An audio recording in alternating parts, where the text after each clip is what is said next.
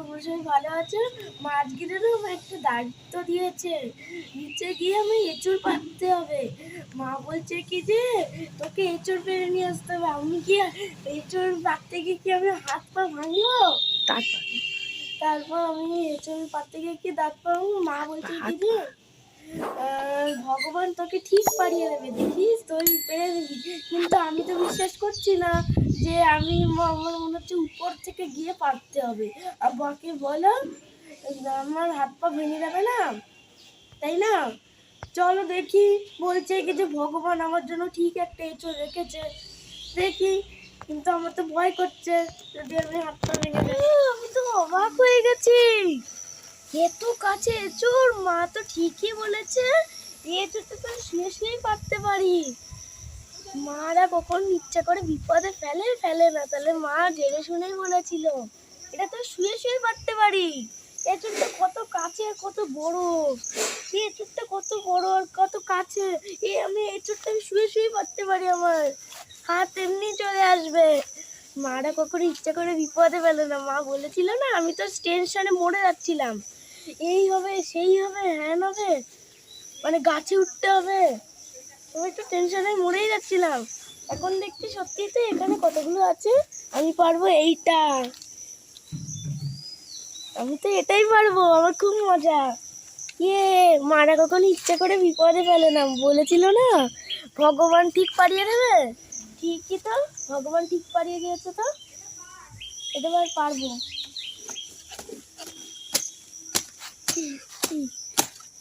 পেরে নিয়েছি, আর ফেলতে হবে। দেখো কষ করছে একদম, সাদা একদম কষ।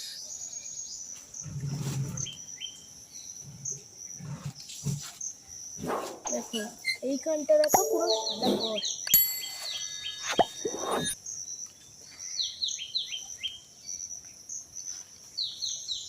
অনেক ভারী কিন্তু, এটার ওজনই হবে 1 কেজি। কতটা কষ বেরিয়েছে,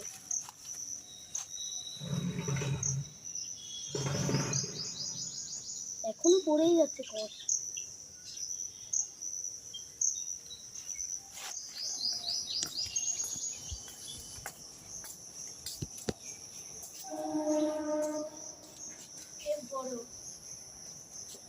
এসে রিজুকে বলছে এই যে আমন্ডগুলো খাই, যে 4টে আমন্ড বাদাম খোসা ছাড়িয়ে রিজু এই আমন্ড বাদামটা খাবে। আর এখানে করেছি রুটির জন্য কুমড়ো দিয়ে পটল দিয়ে আলু দিয়ে তরকারি, আর এই যে আম কেটে রেখেছি, আর এই যে এখানে রুটি। কিন্তু আমি জানি রিজুর পছন্দ হবে না, মুখ গোমরা হবে, অফেন্ডেড হবে, কিন্তু কিছু করার নেই। সব কিছুই খাওয়া জিনিস, ঘুরিয়ে ফিরিয়ে সব কিছু খেতে হবে। সবজি বলে কথা, সব সবজিতে উপকারিতা আছে, তাই না? ঘুরিয়ে ফিরিয়ে সব কিছুই খাওয়া দরকার। রোজ ওরকম বায়না করলে চলবে না। তাহলে চলো রিজুর বাবাকে খেতে দিয়ে দিই, 1:30 বাজতে যাই। কেমন যেন গলগলা হয়ে গেছে, মানে বুঝতে পারছি না কেন হয়েছে এগুলো, তাই না বলো? খুব কষ্ট হচ্ছিল এই খোসাগুলো ছাড়াতে। যাকে আম বলে কথা, তাই না? চলো একটুখানি অবসর সময় পেলাম, ভাত বসিয়ে এসেছি, সেই জন্য আমার একটু রেস্ট। সকালবেলা তো ফার্স্ট উঠেই আমি 1 গ্লাস গরম জল খাই, তারপরে খাই আমন্ড বাদাম, আর কোনোদিন জুস। জুস তো অল্টারনেট করে খাওয়া হয়, এক একদিন এক রকমের জুস, তোমরা জেনেই গেছো আমরা কি জুস খাই। আর হ্যাঁ, এখন আমি এটা নিয়ে বসে আছি, তোমরা চিনে গেছো এই পোলোটা কিসের, জোয়ানের পোলো। বাবা এটা না খেলে আমি কথা বলার এনার্জি পাবো না, কাজ করার এনার্জিও পাবো না। এই জাবর কাটতে কাটতে কথা বলার মজাই আলাদা, বলো? যারা পান খায়, দুধ খায়, তারা এরকম খাবে আর তত এনার্জি পাবে, তাই না? আমি জোয়ান খাওয়ার সাথে সাথে কিন্তু এনার্জি পেয়ে গেলাম। এবার কথা স্টার্ট করি। সকালে তো জানোই তোমরা ফ্রেন্ডস, আমার জেনেই গেছো 4টে 4:30 ঘুম থেকে উঠে পড়ি। মানে আমাকে কোনো মতেই কেউ আটকাতে পারবে না, আমার ঘুম ভাঙবেই। তো উঠে পড়ি, ব্যাস চললো সারাদিন, মানে সারা দিন। আর মানে 12টা পর্যন্ত, মানে পরের দিন পড়ে যাওয়া পর্যন্ত, জানো? এক একদিন 12টা 10ও হয়ে যায় শুতে শুতে। এখন বলবে কী কাজ? নানান কাজ। সংসারের কাজের হিসাব দেওয়া যায়? ছোটোখাটো খুচরো কাজে তো হিসাব দেওয়াই যায় না। রান্না বাড়ি, ঘর গোছানো, ছেলে মেয়ে খাওয়ানো, এছাড়া তো প্রতি মুহূর্তে ছোটোখাটো কত কাজ থাকে। হ্যাঁ, তবে একটা প্লাস পয়েন্ট আছে আমার ক্ষেত্রে, জানো? এখন গরমের ছুটি চলছে, বা ছুটি ছাড়াতে আমি 2 ঘন্টা করে বেড রেস্ট পাই দুপুরবেলা শোয়ার জন্য। ঘুম না আসলেও আমাকে শুতে হবে 2 ঘন্টা, পারবোই না। কিন্তু যখন ওই যে রিজুর স্কুল থাকে, তখন ওই স্কুল থেকে আনতে হয়, তখন আর পারি না। তখন 8 ঘন্টা পারি পিঠটা একটু ফেলার জন্য, শিরদাঁড়াটাকে সোজা করার জন্য বেডের উপরে। ব্যাস এইটুকুই আমার রিলিফের সময়। আর সারাদিন চরকি কলের মতো কাজ করছি আর করছি, একা হাতে সংসার করি। যারা একা হাতে সংসার করো তাদের আর বুঝিয়ে বলতে হবে না, তাই না? সব খুঁটিনাটি নানান কাজ সংসারের, বুঝতে পারলে? সংসার ধর্ম, বড় ধর্ম বলেছে না? সবাই জানো সংসার ধর্ম হচ্ছে বড় ধর্ম। ওই জন্য কি বলতো, আমি ঠাকুর ঘরে আগে ঢুকি না। চান ফান করে সমস্ত কাজ রেডি করে মনে শান্তি নিয়ে ঠাকুর ঘরে ঢুকতে হবে। ওই ঠাকুর ঘরে ঢুকলাম, ওই পতিদেব খেতে যাবে, ওই ছেলে স্কুলে যাবে, ওই মাছের ঝোল বসিয়ে এসছি, ওই মাছ কাটতে হবে, সবজি কাটতে হবে, এরকম বললে কিন্তু হবে না। ঠান্ডা মনে যদি 5 মিনিটও দেবতাকে, ভগবানকে, ঈশ্বরকে, গডকে ডাকি, তো 5 মিনিটই এনা। সারাদিন বা 24 ঘন্টা বা 1 ঘন্টা 2 ঘন্টা যাই বলো, এত সময় দিতে লাগবে না। ভগবানের জন্য ভগবানকে মন প্রাণ দিয়ে 5 মিনিটই দাও, কিন্তু মন থেকে, মন শান্ত রেখে, শান্তিতে। ওই জন্য আমি সমস্ত কাজ সেরে শুনে তারপর ভগবানের ঘরে ঢুকি। আর সত্যি আমার খুব ভালো লাগে ঠাকুরের পানি চেয়ে থাকতে। যাওয়ার কিছুই নেই, উনি সব জানে, ওনাকে চাইতে হয় না, উনি সব দিয়ে দেবে। যার যা প্রয়োজন, যে যেরকম কর্ম করবে তাকে সেই অনুসারে সব দেবে। কিন্তু ভক্তি ভরে ওনাকে শুধু বলতে হবে, ভগবান তুমি আমার পাশে সবসময় থেকো, আমার সন্তান, আমার পরিবারের পাশে, সকলের পাশে তুমি সবসময় থেকো। আমি শুধু এইটুকুই ভগবানের কাছে বলি, আর কিচ্ছু চাই না। জানো, কথা বলতে বলতে জোয়ানটাও শেষ হয়ে গেল, মনে হচ্ছে আরেকবার নিই, আরেকবার নিই। পুরোটা বেশি করে নিতে পারিনি, জানো তো, আরেকবার নিতে লাগবে।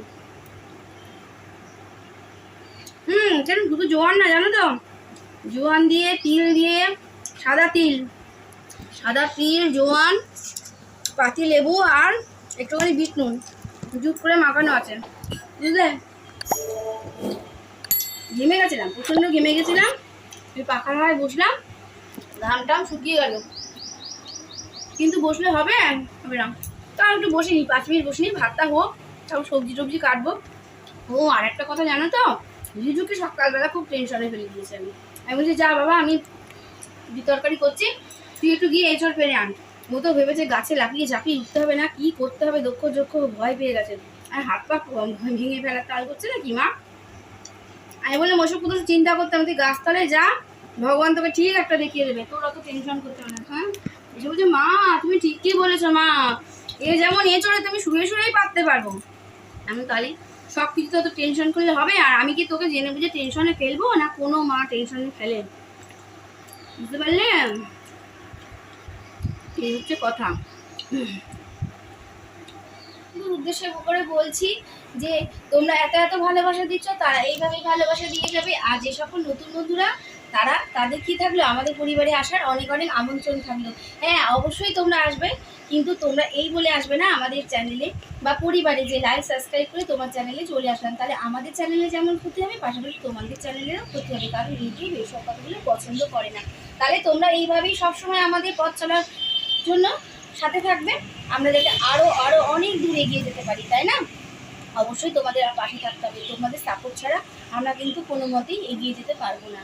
তাহলে চলো, দেখতে দেখতে 1-2 মিনিট দেখতে দেখতে যদি ভিডিওটা ভালো লাগে, অবশ্যই একটা ছোট্ট করে লাইক সাবস্ক্রাইব কমেন্ট করে দেবে, তাই তো? আর শেয়ার করতে হবে বেশি বেশি করে। চলো রান্নাঘরে যাই। আঠা, ইতি কাঁঠালের আঠা, লাগলে পরে ছাড়বে না বাবা। আগে তো এই যদি একবার গায়ে মায়ে লেগে যায় শাড়ি ফাড়িতে, আর উঠতে চাইবে না। সাংঘাতিক জিনিস এই আঠা, বুঝতে পারলে? আমার সাংঘাতিক।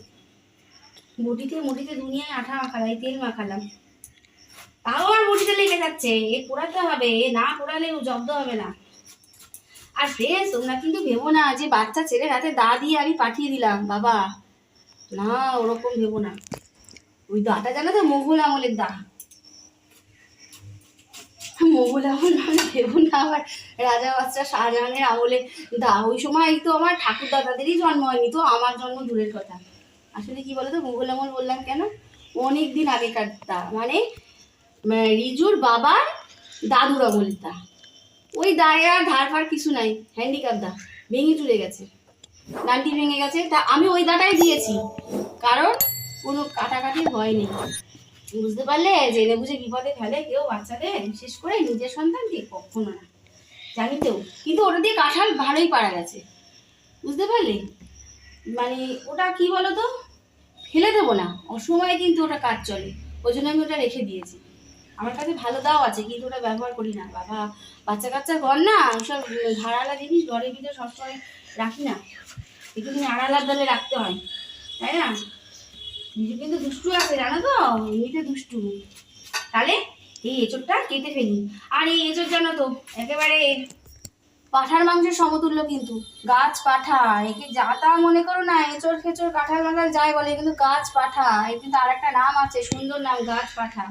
মানে গাছ পাঠা মানে কি, পাঁঠার মাংসের মতো করে রান্না করতে হবে, জুস সুস দিয়ে। চিংড়ি মাছ এনেছে, চিংড়ি মাছ এখন ছাড়াতে হবে, ধুতে হবে, এগুলো কাটতে হবে, তারপর আদা পেঁয়াজ রসুন গরম মশলা সব দিয়ে জুস সুস করে একেবারে দ্বিতীয় একেবারে খাসির মাংসের মতো রান্না করতে হবে, তাই জন্য এই যে হচ্ছে গাছ পাঠা, তাই না? একেবারে জুৎসুট করে না রান্না করলে হবে?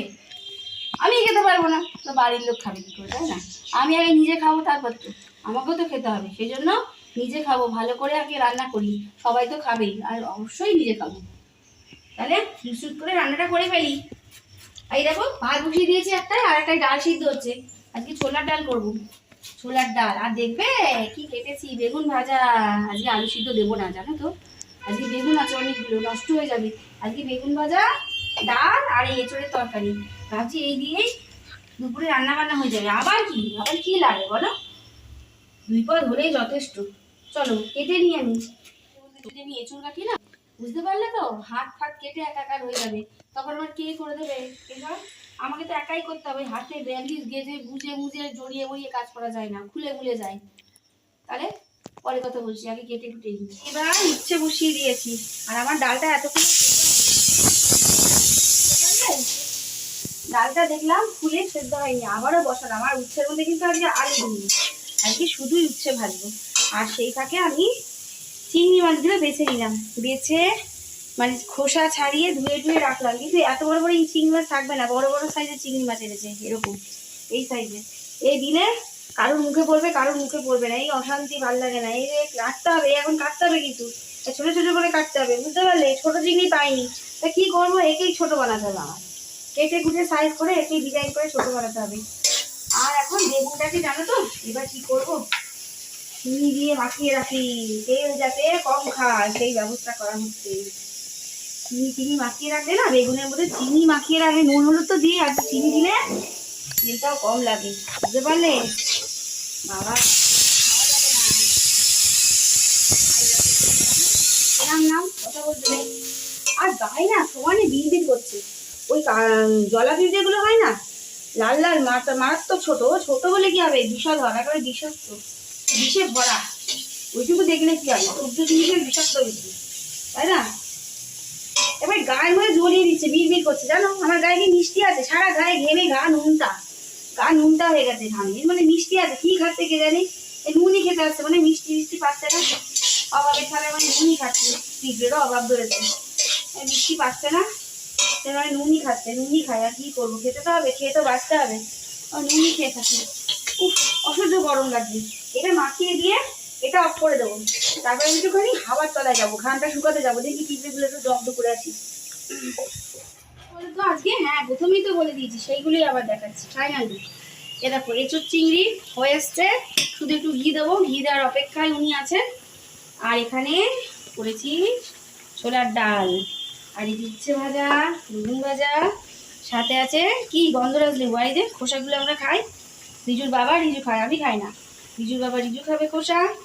আর এটা কি বলতো, বাসক পাতা, জোষ্ঠী মধু, অশ্বগন্ধা, আর কি আছে, গোলমরিচ, তেজপাতা, আদা, তুলসী পাতা, সমস্ত দিয়ে পাচন, রিজুর কাশির ওষুধ, দাবাই দাবাই চলছে, হোমিওপ্যাথি দাবাই চলছে, আবার এই মিক্সচার। তাহলে এগুলো রান্না বান্না হয়ে গেলে এখন বাসন কোসন ধোবো, রান্নাঘর পরিষ্কার করবো, আসছি পরে, ঠিক আছে?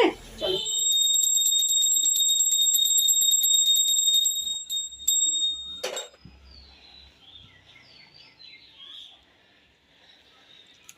পুজো হয়ে গেল, পুজো করে আসলাম, দেখছো গাছের কত ফুল, এগুলো সব বাড়ির গাছের ফুল দিয়ে পুজো করা, সব বাড়ির গাছের ফুল, কি সুন্দর লাগছে না সিংহাসনটা। কত রকমের ফুল হলে বেশ ভালো লাগে, তাই না? পুজো করতে চলে এসেছি। এবার ভাত টাত বাড়বো দুপুরে, পুজো পার্বণ হলো, তাহলে এবার ভোজ করতে হবে, তাই না? সবাইকে ভাত বেড়ে দিতে হবে, সবাই ওয়েট করে আছে। তাহলে এখন ভাত টাত বাড়ি, খাওয়া দাওয়া করি, ভিডিওটা আর বাড়াচ্ছি না। সকলে ভালো থেকো, সুস্থ থেকো, আর নিজের শরীরের খেয়াল রাখতে হবে। আর কি করতে হবে? লাইক, শেয়ার, কমেন্ট, সাবস্ক্রাইব সব কিছু করতে হবে, তোমাদের জানাই। আর সকলের পাশে কিন্তু থাকতে হবে। তাহলে এখনকার মতো টাটা, দেখা হচ্ছে নতুন একটা ভিডিও নিয়ে।